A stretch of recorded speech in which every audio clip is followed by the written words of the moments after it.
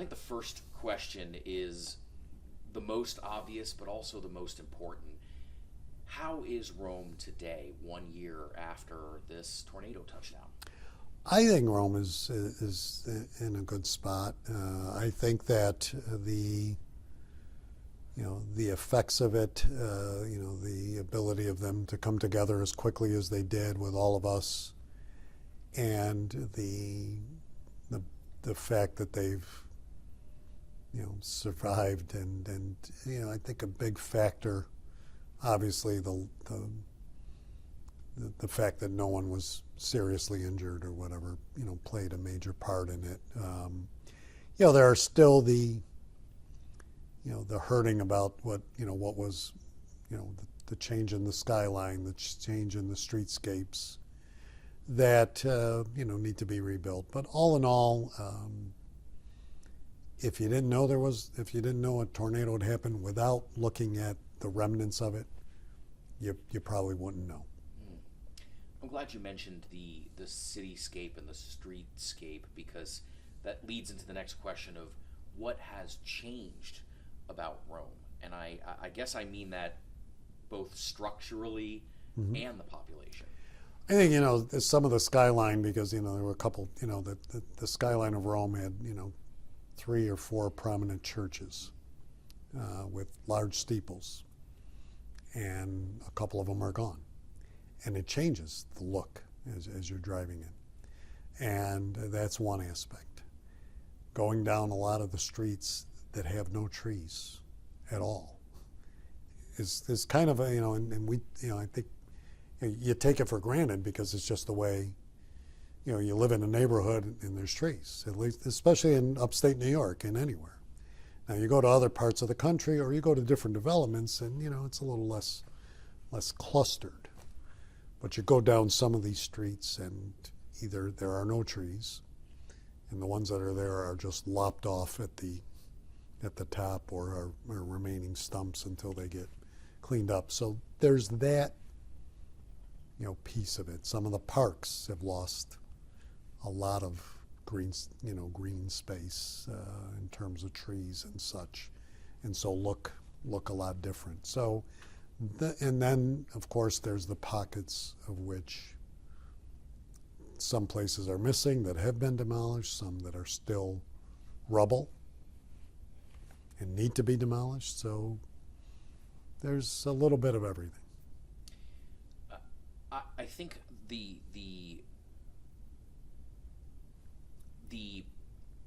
retro, it's easy to look back at it, and say, Sure. Oh, this was good, this was bad, whatever it is.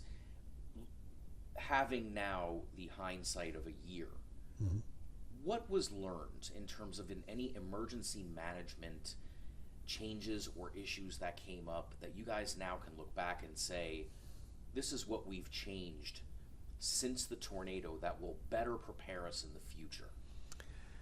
Well, obviously, I think, the one question that, I don't know if it's for us to answer or, but it's a question we have is, is the alert system, up to speed as best as it could be? Are there areas in which we could help with the transmittal of those? Did we not get them? I didn't get one that day. And I live in Rome too, and I am the county executive tied into emergency management on all aspects. I didn't receive even in the minutes or seconds leading up to it, which begs the question of why not? Now, is the answer on the weather side of things that because of the winds, the tornado, the lightning, the thunder, the whatever, that, the cell towers, that the system couldn't respond? I don't know. I'm not the engineer. But, that's the question I think we still need answers to. In terms of, how do you prepare for a tornado even if you're given an hour's notice, which you rarely, that's kind of, looking at what I know about this and whatever, so the question becomes, even when we get a severe thunderstorm warning now, we've learned through the flooding of being prepared and just, alerting people as best we can in advance that, the next few days we're going to get a lot of rain, we're going to get, heavy rain, snowstorms or whatever. I mean, those are things that even with, what's the preparation? What do? You shut everything down? And then if nothing happens, what have you done? If you shut everything down and there's panic, so, that's always the rub on any emergency for any, I think, elected official or any official that has to deal with it, so, I think, but I do think that we responded immediately. I think that the coordination between the city and the county was outstanding, and I think we've all learned, nobody's I'm in charge. It's all right. Let's do what we got to do. Let's work together and get this done. So I think we've and you learn lessons from that. As you're going through the emergency exercise. The rescue recovery. And you learn every day through that. Like, oh, gee, we forgot about this or that. So I think we've learned some things of what to have on hand and what to be prepared for. But the preparation thing, I get asked that question a lot. How do you prepare? That's tough in our environment of the weather patterns that we've seen and have seen more of. I don't know. I don't know if anybody's got an answer of how do you prepare for a tornado when you don't know when the tornado's coming until the last minutes or, even hours. They don't, tornado warning. Okay. What does that mean? I'm glad you mentioned a little bit about, not necessarily an increase in severe weather, but there is very good data out there pointing to New York State is seeing a rise of more and more tornadoes. And we're actually working on a story about that data and about the prevalence and increase in the amount of tornadoes that are coming. And we're thinking about titling it something like, is Central New York the new tornado alley? Now, are we? Yeah. Well, that's good question. A little bit of a wild claim, to say that. Yeah. Because the fact is, we really aren't. But data-wise, they're increasing. So, being the county exec, is that something in the back of your mind where you're saying for future planning and for future storm preparedness, are you saying we could be seeing an increase in these severe events? Well, I'll give you an example of something, and whether that answers your question or not, or you could, but draw the conclusion. So I've been county executive for 18 years. And I will go back in 2011, 13, 15, 17, 19. Every other year in that period, we had flooding. Severe flooding in some neighborhoods. The Halloween flood of 2019 is still one that, so I had to, even after 2011 and then 13 and then 15, it was like, okay, after those first three, skip those cycles and like, okay, 17, we're going to, and sure enough, 17, I think it was on the 4th of July. That's how great or July 4th weekend. It was July 1st, actually, in 17. And then Halloween in 19. So, that became, okay, the mitigation efforts, the preparation, the other thing is, governments talk about the rainy day fund. We had to really expand that. I have to do that again, given what, not just Rome, Clark Mills, Clinton, but all the other storms that we've done. So, there is a preparation factor that is more on the response side, unfortunately, than the preparation. what's, if somebody has a better answer on preparation, please tell me. And, having done this, I mean, I think the only thing we can do is, notification as best we can, shore up those areas that we know are going to be, or could potentially be impacted by flooding or a storm, and get our crews prepared and ready for action, I guess. But how do you prepare for high winds? How do you prepare for, that's the one you can. Snow, if it's in the forecast, you can, be prepared to get the plows ready and get things cleaned and whether you have to close roads or whether you have to put, travel advisories out, those are all easy. You could do the same with the rainstorms, as well. But how do you prepare for high winds? You can only alert people as best you can. And I don't know another answer to that.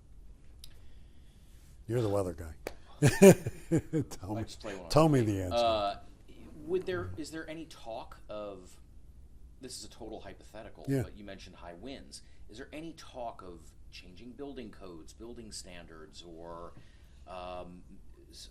code enforcement going in and checking some of the older structures or anything along those lines? Yeah, I don't know if it's. And obviously, upstate New York has a plethora of old buildings, whether it's government buildings, whether it's courthouses, churches, schools, industrial sites. To do something, it's very difficult on that end. On building codes, I suppose you can, there haven't been some of those larger structures built, and what's being built today is still more, you're not seeing anything, with the exception of a hospital. You're not seeing anything really above the 4th-floor level or whatever. The issue, though, is, as I'm discovering, especially since this latest incident a couple weeks ago, I've heard from many residents who are like, you get all those trees out of my front yard. Or let's back to the tree issue. Let's keep the ones that are, because the ones that, although the ones that were, we talk about the streetscapes, those to a great extent did not, at least in the Rome tornado, damage a lot. They damaged some houses. Most of those were damaged by the high winds. But in the latest one, a lot of houses and a lot of infrastructure damaged by the trees.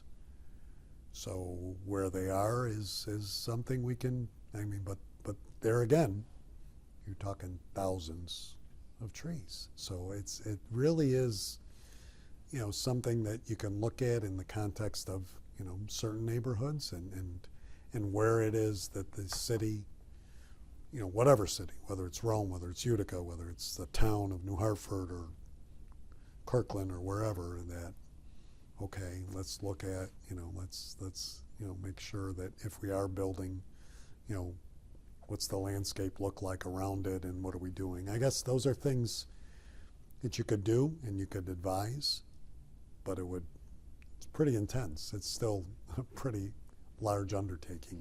How do you, so you take out that tree, but then that one falls. And how do you tell somebody on private? And how do you tell on private, you should remove that tree or whatever? I've got 3 large ones on my own that are on my property, not on the city right away. You did mention earlier about the emergency service, and you said you don't know necessarily if it's your place to talk to the National Weather Service regarding those emergency alerts. My real question is, Sure. Whose place is it? No, I think it's I don't think it's. I do think it's ours to talk about. So just to rephrase that in that regard, I think it is ours to ask those questions about what, is there something that we can help with in that? But understanding that, in terms of county government, I don't have a weather department. I have a Department of Emergency Services that monitors those things. So they're the source of letting me know and letting everybody know in this county what's coming through the Weather Service. But there and again, where's that communication? And is it fast enough? Can it be faster? Can it be more accurate? And look, weather is weather, right? So I guess, I'm not saying we don't have a role. I'm saying we do. Do we need to, and are there other things that we need to construct or add on to our systems to better acknowledge or receive those warnings, or to get those warnings out to the general public? Technology, what it is, everybody has a cell phone. Everybody has, whatever device they have, or whether they're in their car or not, or walking. What are we doing to better enhance that alert system? And I'm, if there's something we can do, I'm all in. Tell us, and we'll do it. Have those discussions taken place? Some of them, not to the extent that I'd like. I think that, but I also think that's where the state needs to be the leader in this too. Because it shouldn't just be on Oneida County, Onondaga County, Madison, Erie, Monroe, Dutchess. It's a big state. Let's you got big resources. Let's figure this out, especially if we're going to be Tornado Alley in central New York. So, where were you when the tornado hit? I was in the town of Marcy at Wolfspeed, actually, at a press event, and got up there just before it started getting dark and rainy. And if you've ever been in Wolfspeed, this building in Marcy up on the hill, so you get a pretty good view of things. It's all glass. So while we're doing this event, watching the darkness, the heavy rain, and then the rain literally going sideways even in Marcy, and realizing not an ordinary storm. I did have my cell phone, of course, with me, and it was beeping. It was vibrating because, which you try not to look at, but there were other speakers at the time, and I looked, and it was my office here calling, my chief of staff calling, and he knew where I was, but when I motioned over to my assistant Phil, who was in the room, I'm like, call somebody, some kind of, something's going on, and realizing that it had to be about the storm, but not knowing, because I had not gotten the tornado warning or whatever, and then I literally walk off, and Phil lets me know that there was a tornado in Rome, and call, and immediately the mayor called me. Mayor Lanigan called me and said, hey, and I'm like, I'm on my way, and I had a maneuver driving, and by then, it's as quick as it comes, it's done. And I remember driving to Rome from Marcy, and still raining a little bit, but then as I'm getting to Rome, it's clearing up. It stops raining. It's almost the sun is coming out, at least, but there's, there's devastation. I'm trying to maneuver through to get to City Hall, to get to the mayor, flag down a police officer to help me get through the traffic because everything's jammed up and everything. So that's where I was, and that's how I ended up, got there in a short amount of time. Was there, you don't have to answer this, is a bit of a personal question. Sure. Was there ever any concern about your own property, or when you come into Rome and you see what you saw, was it more about my family? My wife, my in-laws. The first call, obviously, whenever these things happen, call my wife. Are you okay? Where are you?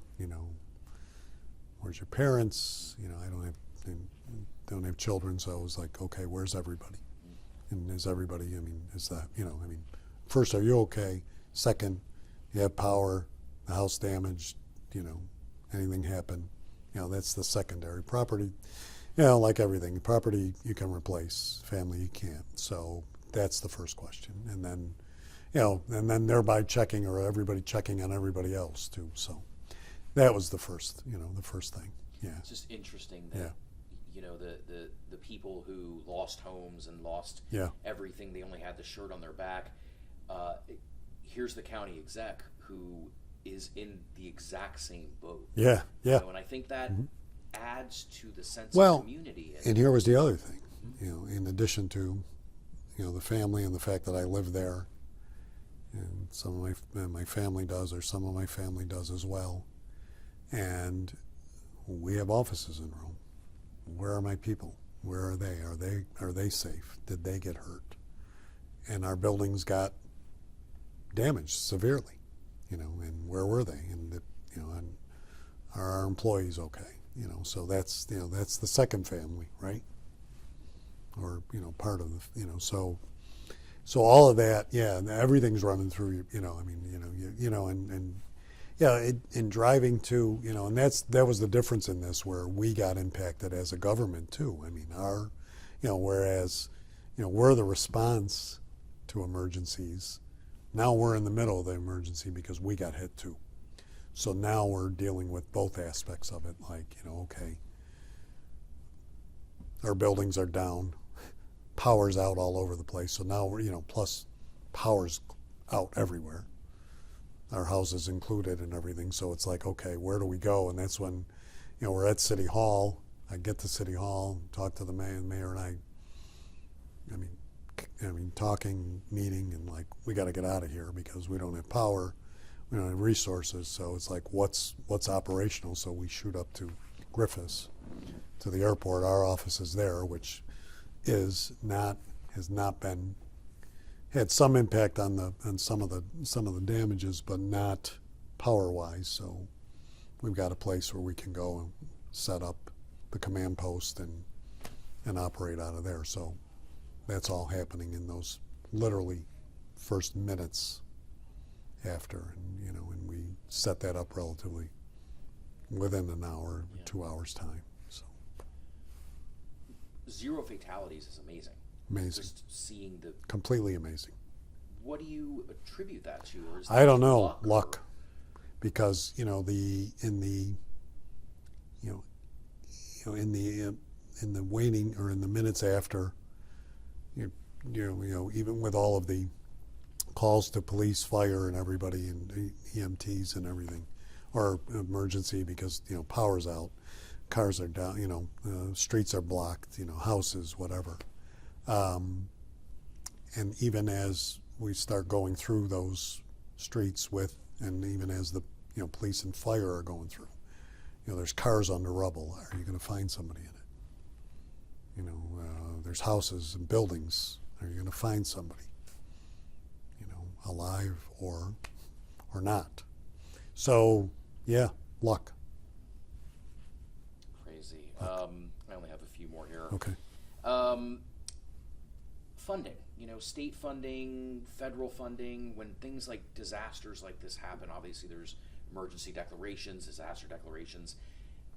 What have you been hearing from constituents in terms of, is it good, is it bad, are you still waiting, are you? Well, I mean, we stepped up immediately. I moved, from this county like $5 million to help with the cleanup, but also to get money into the hands of people that were without power, without food, because they were going to be without power for several days, even a few days in some cases, and didn't have shelter, didn't have other things. The city, likewise, we both partnered. There was fundraising by the Community Foundation of Herkimer and Oneida counties to help with some of that too, and so that was kind of immediate.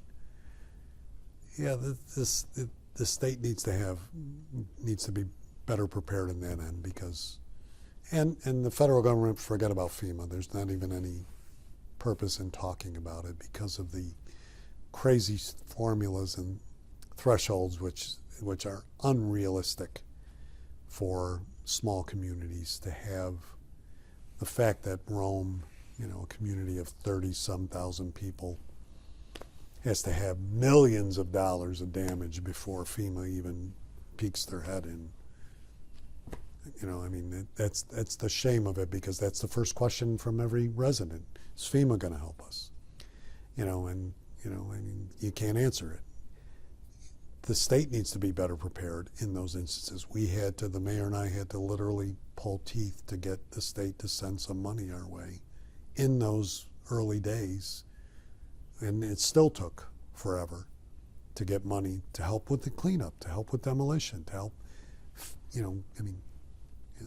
communities of our size, and whether it's Oneida County, and again, whether it's Onondaga, whether it's a bigger county. Is it every man for himself? It shouldn't be. We should be. State government that spends billions on so many different things should have an emergency fund in place for these things, and it should be more easily accessible than what it is today. And that's and I know Senator Griffo and the Assemblywoman Buttonshon have proposed some legislation that would establish a funding mechanism. Way overdue. Again, does a community, Clark Mills that has less than 2,000 people, in the town of Kirkland that has about 10,000 altogether. Should they be faced with $3 and $4 million of repair on their own? They can't. We have to help. We will. But these storms are costing a lot of money, and not. Cleanup, recovery for people. There has to be specific pockets of that too. So need to have a better system, because the one that's in place is not addressing it. So that, and again, one of the things that President Trump's early time was that they were going to look at FEMA. I hope they do, and I hope they restructure it. And they should have. It should not be based on a statewide or some bizarre threshold. There should be accommodations for the governments and for the residents. Something. Any little bit helps. Not saying you got to bail out everybody to the extent of their piece. And from our point, it's like, so, yeah, we have insurance just like everybody else. So when you start totaling up the number of damages, and FEMA subtracts, well, you got your insurance, so that backs out. It shouldn't back out. Not saying we should get paid twice. I'm saying the total should be the total. If I have 40 or million in damages, and 20 is covered by insurance, let's just use those numbers. That doesn't mean that all I've got is 20 million in damages and that I should be able to take care of it myself.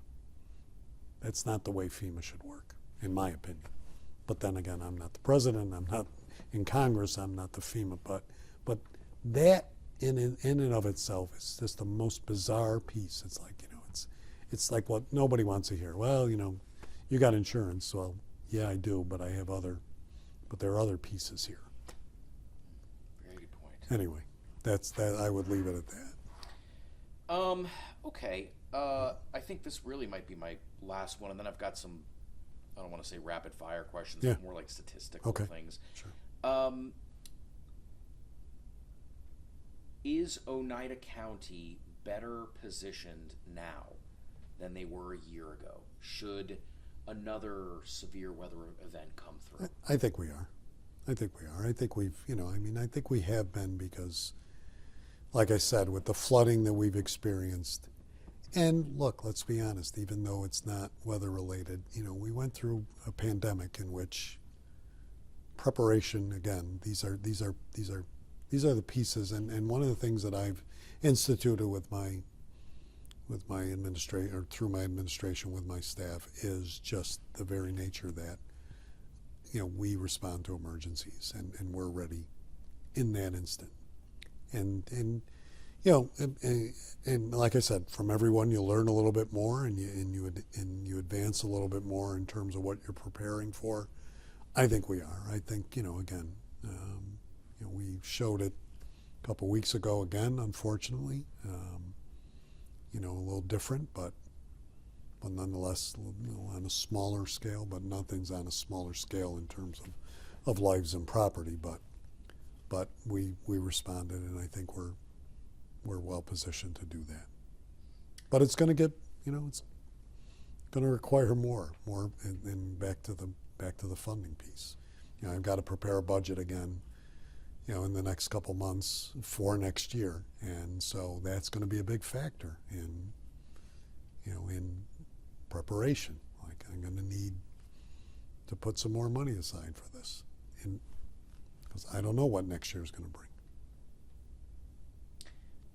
So what I'm hearing is that you are ready, and in fact you're already thinking about the next event. Absolutely.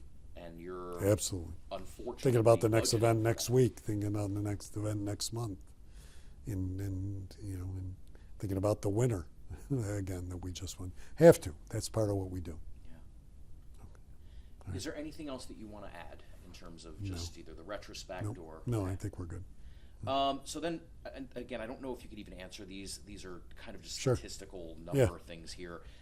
Do you know about how much debris was removed from the city in terms of, like, even a rough number? Tonnage? Like 1 million tons. No, do you Like- know? No, I really don't. Okay. I mean, we could find that out for you. Yeah, and I mean, maybe like I can send you Yeah. just a couple of quick. We could find that And they're out. literally just like statistical. Yeah, we could numbers. find some of that out. Do you know how about like structures damaged? You know, I think, you know, in total in Rome there were like 80. I think the number 83 stick out, you know, in terms of homes and businesses that were severely damaged. You know, and some that were uninhabitable as a result. Have you noticed any population changes? Have people been like, you know what, I'm in the new tornado alley, I'm leaving? No, no.